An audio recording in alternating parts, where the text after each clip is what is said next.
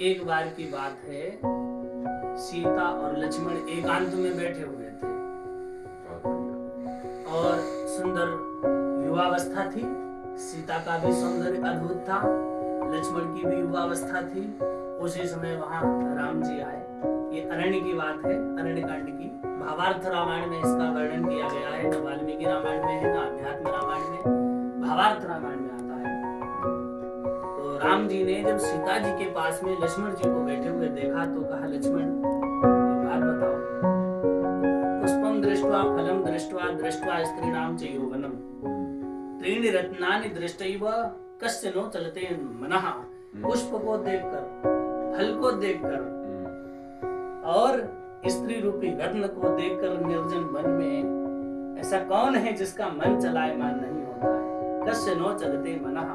तो इस पर लक्ष्मण जी ने उत्तर दिया, पिता यस्य सुचिर दक्ष माता यस्य पतिव्रता। जिसका पिता पवित्र जीवन जीने वाला है, पिता यस्य सुचिर दक्ष माता यस्य पतिव्रता, जिसकी माता पतिव्रता है, उभाभ्यामेव संभूतो तस्य नो चलते मनः। उन दोनों से उत्पन्न जो संतान है उसका मन कभी चलायमान नहीं होता है, तस्य नो चलते मनः। तो फिर राम जी ने पूछा कि अग्निकुंड समा नारी घृत कुंड समा पुमान। स्त्री अग्निकुंड के समान है और पुरुष घृत कुंभ के समान है। और ऐसे में पार्श्व स्थिता सुंदरी चेत, पार्श्व में यानी पास में सुंदरी हो तो कस्य नो चलते मनः, किसका मन चलायमान नहीं होता है। क्योंकि ऐसा मैंने सुना है कि मत्ते वकुम बदलने भुविसंति सूरा गंधर्व दर्प बदलने बिरला समर्था। गंधर्व दर्प बदलने यानी कामदेव को जीतने वाला कोई विरला ही होता है। तो कस्य नो चलते मनः, किसका मन चलायमान नहीं होता है। तो लक्ष्मण ने कहा, मनो धावत सर्वत्र मनोन्मत्त गजेंद्रवत। मन सर्वत्र विचरण करता है, गजेंद्र हाथी की तरह स्वच्छंद, लेकिन ज्ञानांकुश समा बुद्धि तस्य नो चलते मनः।